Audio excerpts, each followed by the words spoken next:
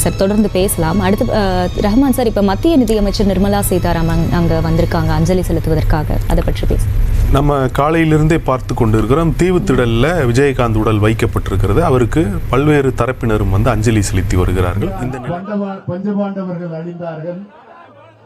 அதை போல கைகேயின் சூழ்ச்சியால் ராமன் 14 வருடம் காடாள வேண்டிய சூழல் ஏற்பட்டது, வனவாசம். அதை போல இங்கே அரசியலில் நம் வரலாற்றில் தொடர்ந்து வஞ்சனையும் சூழ்ச்சிகளும் தான் ஆட்சி அதிகாரத்திலே இருந்து கொண்டிருக்கிறது. அதைத்தான் அருமை சகோதரி பிரேமலதா விஜயகாந்த் அவர்கள் தன்னுடைய பொதுச் செயலாளர் பதவி ஏற்பிலே கூறினார்கள் என்று நான் எண்ணுகிறேன். கேப்டனை பொறுத்தவரை பண்பற்ற மனிதர், மக்கள் மனங்களில் குடிகொண்டவர், அப்பழுக்கற்றவர், மக்களை நேசித்தவர்.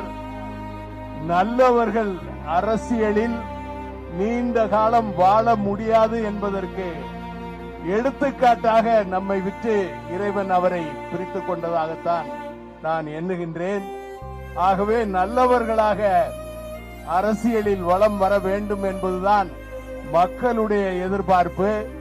இந்த நேரத்திலே நல்லவர்கள் வர வேண்டும், மக்கள் நல்லவர்களை ஆதரிக்க வேண்டும். கேப்டன் அவர்களுடைய புகழ் என்றென்றும் நிலைத்திருக்க வேண்டும் என்று கேட்டு என்னுடைய ஆழ்ந்த இரங்கலையும் வருத்தத்தையும் இஸ்லாமிய சமுதாயத்தின் சார்பாக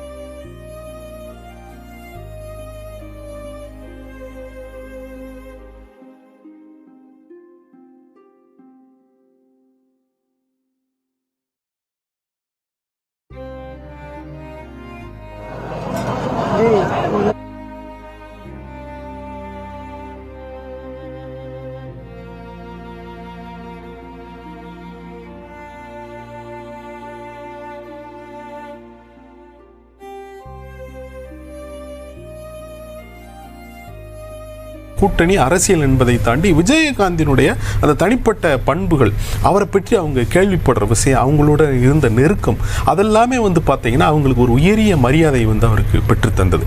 அந்த அடிப்படையில் தான் கூட்டணியில் இருந்தாலும் சரி இல்லாவிட்டாலும் சரி எல்லா அரசியல் கட்சிகளை சார்ந்தவர்கள் வந்து அங்கே பேசும்போது அவர் குறிப்பிடுவார். அந்த வகையில் வந்து பார்த்தீங்கன்னா இப்போ மத்திய அமைச்சர் நிர்மலா சீதாராமனே நேரில் வந்திருக்கிறார். ஒரு மத்திய அரசினுடைய சார்பில், மத்திய அரசின் சார்பில் அஞ்சலி செலுத்துவதற்காக அவர் அங்கே வந்திருக்கிறார் என்பதை பார்க்கிறோம். அப்போ அந்த மத்திய அரசே வந்து பிரதமர் மோடி இரங்கல் தெரிவித்ததோடு நின்றிருக்கலாம். ஏன்னா அவர் வந்து தமிழ்நாட்டில் பிறந்தவர் அல்ல, அல்லது விஜயகாந்தின் பற்றி கடந்த காலங்களில் அவரோடு நெருங்கி பழகியவர் அல்ல. ஆனால் அரசியலுக்கு வந்ததுக்கு அப்புறம் ஒரு கூட்டணி என்று வரும்போது தான் பழகி இருக்கிறாங்க. ஆனால் அப்படி பழகி இருந்த போதும் கூட விஜயகாந்தினுடைய தனிப்பட்ட பண்புகள், அவருக்கு வந்து மக்கள் மத்தியில் இருந்த செல்வாக்கு நம்ம இப்போ பார்க்குறோம். அவருக்கு அஞ்சலி செலுத்த வர்ற அந்த காட்சிகளை நம்ம பார்க்கும்போது உண்மையிலே வியப்பா இருக்கு. நீங்க தீவுத்திடலுக்கு வந்து கடல் வந்துருச்சோன்னு நீங்க சொல்ற அளவுக்கு மக்கள் வெள்ளம் வந்து அங்கே கரை புரண்டு இருக்கிறத நம்ம பார்க்கிறோம். ஒரு நடிகருக்கு, ஒரு அரசியலில் குறுகிய காலமே கோலோச்சியவர் ஒரு தலைவருக்கு வந்து இப்படி ஒரு பெருந்திரள் கூட்டம், ஏன்னா பெரும் இயக்கம் கண்டவர்களுக்கு இப்படிப்பட்ட கூட்டங்கள் வந்திருக்கு. ஆனா இவருக்கு வந்து இப்படி ஒரு கூட்டம் வந்து. தொடர்ந்து பாஜக மாநில தலைவர் அண்ணாமலை பேசுகிறார். அந்த காட்சிகளை பார்ப்போம். ஏழைகளுடைய பங்காளராக இருந்து தன்னுடைய வாழ்க்கையிலே எப்படி வாழ வேண்டும் என்று அனைவருக்கும் காட்டிவிட்டு அவருடைய ஆன்மா இன்று ஆண்டவனுடைய நிழலிலே இளைப்பாற சென்றிருக்கிறது. இந்த துக்ககரமான நேரத்தில் நம்முடைய கேப்டன் விஜயகாந்த் ஐயா அவர்கள் நம்மளோடு இல்லை என்பதை நம்முடைய மனம் ஏற்க மறுக்கிறது.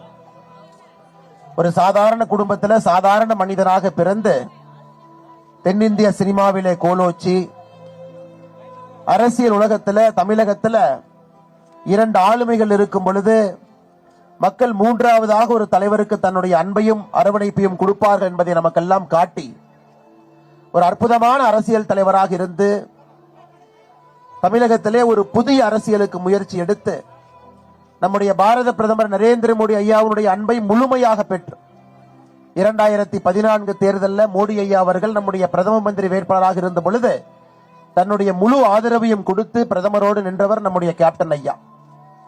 அன்னைக்கு எங்களுடைய மாநில தலைவர் அண்ணன் பொன்னார் அவர்கள் கேப்டன் ஐயாவோடு இணைந்து நெருக்கமாக பணியாற்றி ஒரு அற்புதமான பிரதமர் வரும் பொழுது நானும் இருக்கின்றேன் என்று உணர்ச்சி ததும்ப 2014 தேர்தலிலே பாரத பிரதமருக்காக கடுமையாக உழைத்தவர் நம்முடைய கேப்டன் ஐயா. இன்று இந்த மீளா துயரத்தில் இருக்கக்கூடிய வேளையில நம்முடைய பாரத பிரதமர் நரேந்திர மோடி ஐயா அவர்கள் நம்முடைய உள்துறை அமைச்சர் திருமதி நிர்மலா சீதாராமன் அம்மா அவர்களை இங்கே அனுப்பி வைத்திருக்கின்றார். நிர்மலா சீதாராமன் அம்மா அவர்கள் இங்கே வந்து கேப்டன் அவருடைய குடும்பத்தினரை சந்தித்து தன்னுடைய ஆழ்ந்த இரங்கலை வெளிப்படுத்தி லட்சக்கணக்கான தொண்டர்களுக்கெல்லாம் பாரதிய ஜனதா கட்சி சார்பாக நம்முடைய பாரத பிரதமர் நரேந்திர மோடி அவர்கள் சார்பாக தன்னுடைய இரங்கல்களை வெளிப்படுத்தி இருக்கின்றார்கள். இந்த நேரத்தில் நாங்கள் உங்களோடு இருக்கின்றோம், கேப்டனோடு இருக்கின்றோம். கேப்டன் அவர்கள் எங்கே இருந்தாலும் அவருடைய ஆன்மா தொடர்ந்து தமிழகத்தினுடைய அரசியலை வழிநடத்தும் என்கின்ற நம்பிக்கை எங்களுக்கு இருக்கு. தொண்டர்கள் பிரேமலதா விஜயகாந்த் அம்மா அவர்களுக்கு எங்களுடைய ஆழ்ந்த இரங்கலை தெரிவிப்பது மட்டுமில்லாமல் அம்மா அவர்கள் அந்த இயக்கத்தை எடுத்து வெற்றிகரமாக நடத்துவார்கள் என்கின்ற முழு நம்பிக்கையும் எங்களுக்கு இருக்கு. கேப்டன் அவர்களுடைய 2 மகன்களுக்கும் அண்ணன் சுதீஷ் அவர்களுக்கும் கட்சியினுடைய எல்லா நிர்வாகிகளுக்கும் பாரதிய ஜனதா கட்சி சார்பாக எங்களுடைய ஆழ்ந்த இரங்கலை தெரிவித்துக் கொண்டு கேப்டன் ஐயா அவருடைய புகழ் என்றும் ஓங்கி இருக்கும் என்பதில் நாங்கள் தெளிவாக இருக்கின்றோம். என்றும் உங்களோடு இருப்போம். ஓம் சாந்தி.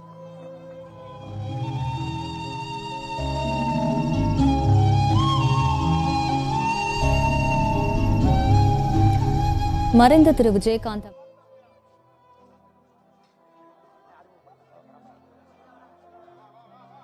நம்ம தமிழ்நாட்டை சேர்ந்த மத்திய அமைச்சர் திருமதி நிர்மலா சீதாராமன் அம்மையார் அவர்கள் நம்மளுடைய கேப்டனை பத்தி சில நினைவுகள்.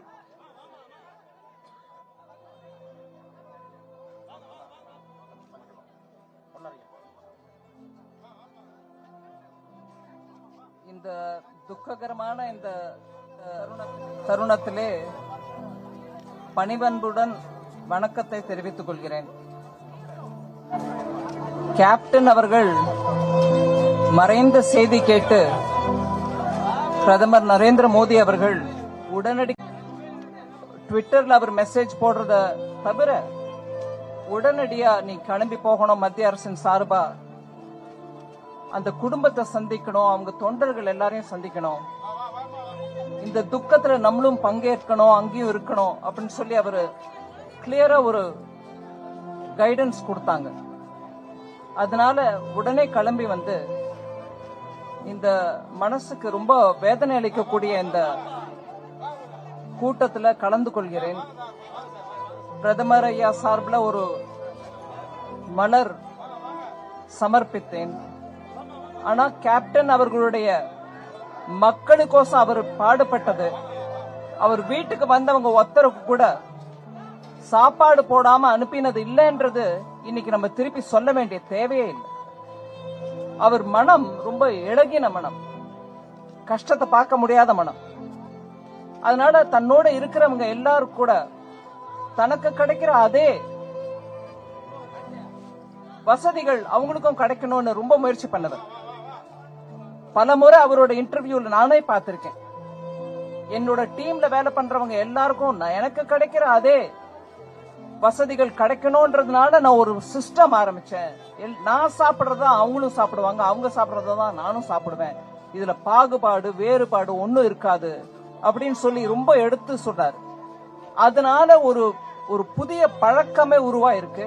இல்லைன்னா உயர்ந்த நிலையில இருக்கிறவங்களுக்கு ஒரு விதமான சாப்பாடு, இன்னொருக்கு வேலை பார்க்கறவங்களுக்கு வேற விதமான சாப்பாடுன்ற அந்த பாகுபாடு இல்லாம எல்லாரும் மனிதர்கள் தான், எல்லாரும் கஷ்டப்படுறாங்க, எல்லார் கஷ்டமும் நம்ம உணர்ந்து அவங்களுக்கு மரியாதை கொடுக்கணும் அப்படின்ற ஒரு மனித நேயத்தோட இருந்த ஒரு அரசியல்வாதி. அரசியல்ல இந்த மாதிரி மனித நேயத்தை டெய்லி அவருடைய வாழ்க்கை முறையாக கொண்ட ஒரு அரசியல் தலைவரை நம்ம பார்க்க முடியாது. அந்த மாதிரி ஒரு குணம் இருந்த ஒரு கேப்டன் விஜயகாந்த் அவர்கள் இன்று நம்மிடையே இல்லை. அந்த துக்கத்தை எடுத்து சொல்லவும் வர்ணிக்கிறதுக்கும் வார்த்தை இல்லை. அதனால நான் பிரேமலதா அம்மா கிட்ட நான் சொல்ல முயற்சி பண்ணது கூட, நான் இதை எப்படி வெளிக்காட்டுறது எனக்கு தெரியலீங்க அப்படின்னு தான் எடுத்து சொன்னேன். இந்த நேரத்துல வெயிலையும் மழையும் கருத்தா கொள்ளாம கோடான கோடி கேப்டன் அவர்களுடைய ஃபாலோவர்ஸ், தொண்டர்கள் வந்திருக்காங்க.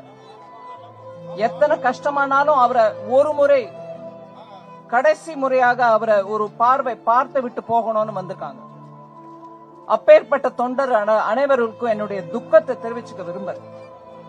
உங்கள் மனசுல இருக்கக்கூடிய அதே துக்கம் தான் எங்க எல்லாருக்கிட்டையும் இருக்கு. அதே துக்கத்தை பகிர்ந்துகிட்டு தான் பிரதமர் ஐயா இங்க இன்னைக்கு வர சொல்லி எனக்கு உத்தரவு போட்டார். இந்த மாதிரி ஒரு மனித நேயத்தோடு இருக்கக்கூடிய, தன் பணத்தால் மக்களுக்கு உதவக்கூடிய ஒரு நல்ல தலைவரை நம்ம இழந்துட்டோம். இன்னைக்கு இந்த துக்கத்தை எடுத்து சொல்றது கூட வார்த்தைகள் சரி போகாது. அதனால அவர் குடும்பத்தாருக்கும், பர்டிகுலர்லி சுதீஷ் அவர்களுக்கும், கேப்டன் அவருடைய இரு குமாரர்களுக்கும், பிரேமலதா அம்மாக்கு திருப்பி என்னுடைய ஆழ்ந்த வருத்தங்களை தெரிவித்துக் கொள்கிறேன். தொண்டர்கள் அனைவருக்கும் கூட இப்பேற்பட்ட தலைவரை இழந்துட்டோன்ற அந்த வருத்தத்தை தெரிவித்துக் கொள்கிறேன்.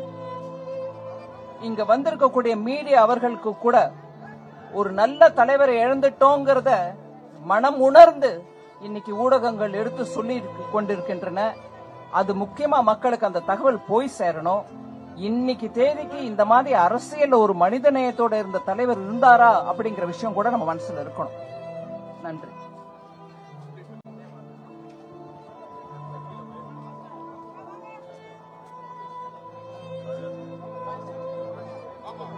பேசலாம். அடுத்து ரஹ்மான் சார், இப்ப மத்திய நிதியமைச்சர் நிர்மலா சீதாராமன் அங்க வந்திருக்காங்க அஞ்சலி செலுத்துவதற்காக. அதை பற்றி பேச நம்ம காலையிலிருந்தே பார்த்து கொண்டிருக்கிறோம். தீவுத்திடல்ல விஜயகாந்த் உடல் வைக்கப்பட்டிருக்கிறது. அவருக்கு பல்வேறு தரப்பினரும் வந்து அஞ்சலி செலுத்தி வருகிறார்கள். இந்த பஞ்சபாண்டவர்கள் அழிந்தார்கள்.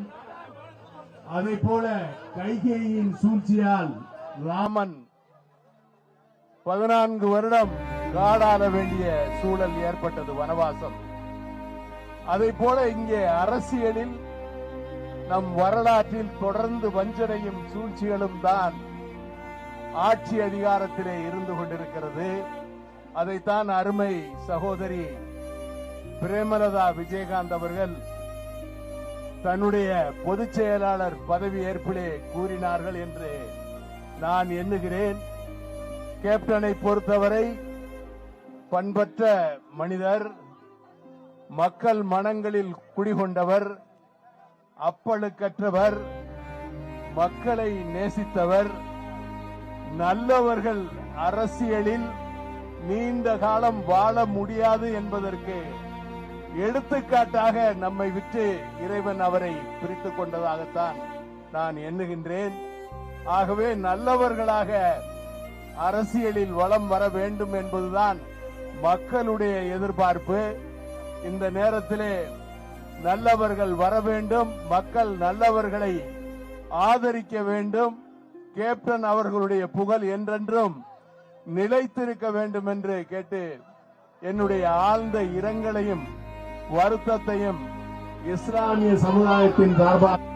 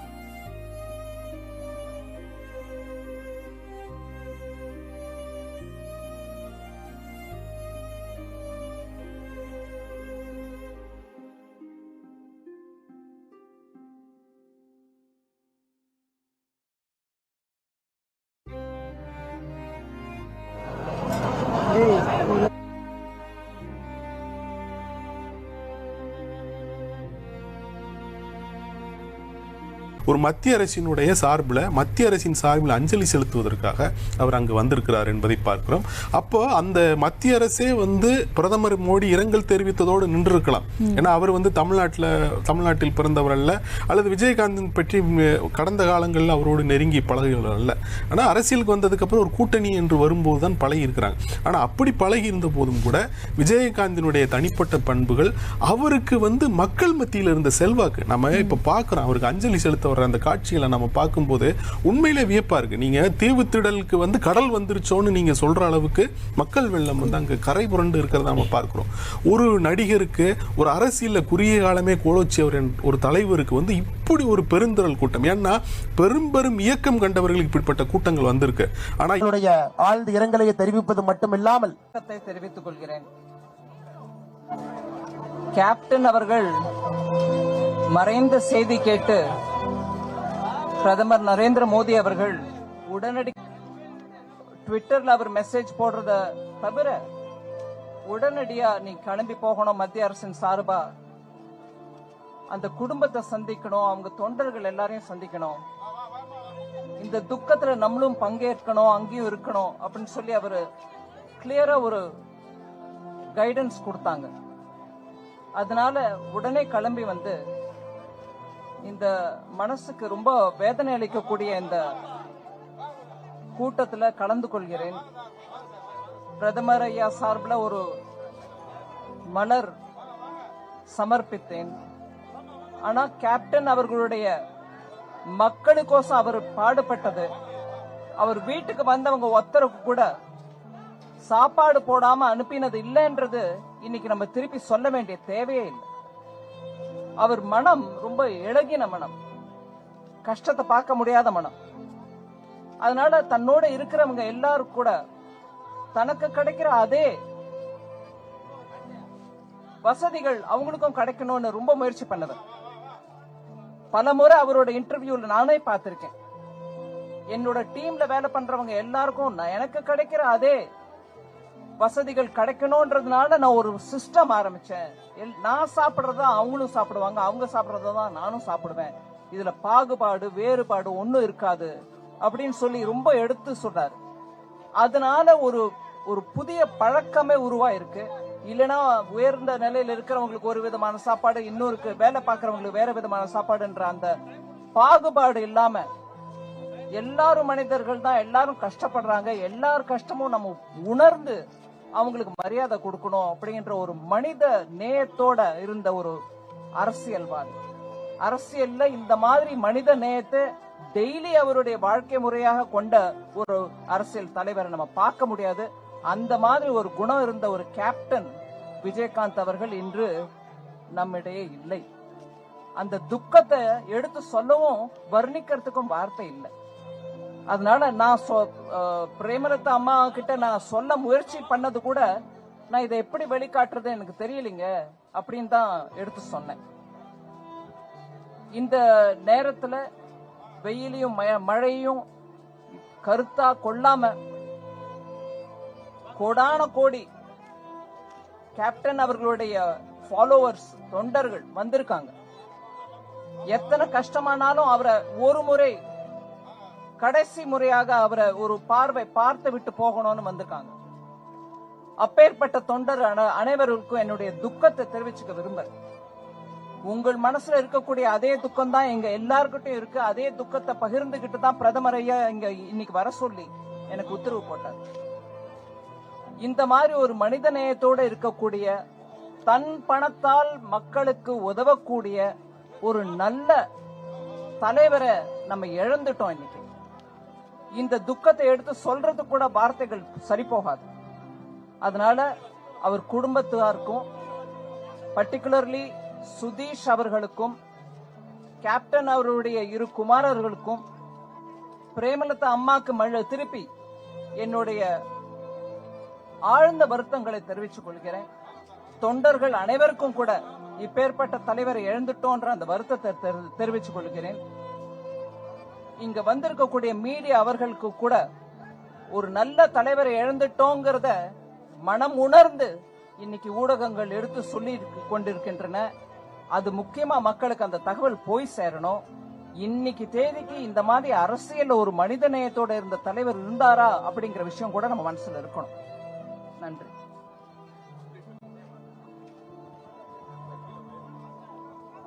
தொடர்ந்து பேசலாம். அடுத்து ரஹ்மான் சார், இப்ப மத்திய நிதியமைச்சர் நிர்மலா சீதாராமன் அங்க வந்திருக்காங்க அஞ்சலி செலுத்துவதற்காக, அதை பற்றி பேச. நம்ம காலையிலிருந்தே பார்த்து கொண்டிருக்கிறோம். தீவுத்திடல்ல விஜயகாந்த் உடல் வைக்கப்பட்டிருக்கிறது. அவருக்கு பல்வேறு தரப்பினரும் வந்து அஞ்சலி செலுத்தி வருகிறார்கள். இந்த பஞ்சபாண்டவர்கள் அழிந்தார்கள். அதை போல கைகேயின் சூழ்ச்சியால் ராமன் 14 வருடம் காடாள வேண்டிய சூழல் ஏற்பட்டது, வனவாசம். அதை போல இங்கே அரசியலில் நம் வரலாற்றில் தொடர்ந்து வஞ்சனையும் சூழ்ச்சிகளும் தான் ஆட்சி அதிகாரத்திலே இருந்து கொண்டிருக்கிறது. அதைத்தான் அருமை சகோதரி பிரேமலதா விஜயகாந்த் அவர்கள் தன்னுடைய பொதுச் செயலாளர் பதவி ஏற்பிலே கூறினார்கள் என்று நான் எண்ணுகிறேன். கேப்டனை பொறுத்தவரை பண்பற்ற மனிதர், மக்கள் மனங்களில் குடிகொண்டவர், அப்பழுக்கற்றவர், மக்களை நேசித்தவர். நல்லவர்கள் அரசியலில் நீண்ட காலம் வாழ முடியாது என்பதற்கு எடுத்துக்காட்டாக நம்மை விட்டு இறைவன் அவரை பிரித்துக் கொண்டதாகத்தான் நான் எண்ணுகின்றேன். ஆகவே நல்லவர்களாக அரசியலில் வலம் வர வேண்டும் என்பதுதான் மக்களுடைய எதிர்பார்ப்பு. இந்த நேரத்திலே நல்லவர்கள் வர வேண்டும், மக்கள் நல்லவர்களை ஆதரிக்க வேண்டும். கேப்டன் அவர்களுடைய புகழ் என்றென்றும் நிலைத்திருக்க வேண்டும் என்று கேட்டு என்னுடைய ஆழ்ந்த இரங்கலையும் வருத்தத்தையும் இஸ்லாமிய சமுதாயத்தின் சார்பாக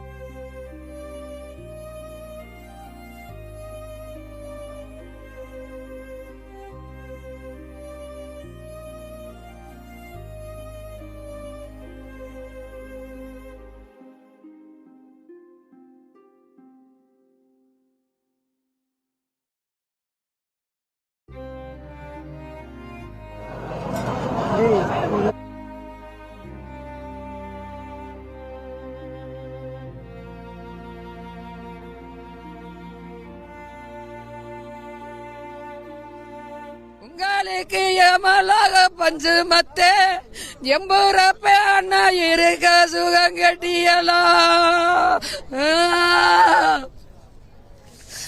10 பவன் கொடுத்து எம்பூரப்ப அண்ணா உங்களுக்கு படுக்க குறிச்சி செஞ்சோம். நீங்க படுத்தால் அழுத்துதுன்னு எம்பூரப்ப அண்ணா உங்களுக்கு பணி வாட தட்டுதுன்னு நீங்க பரலாக பஞ்சு மத்தே எம்பூரப்ப அண்ணா படுக்க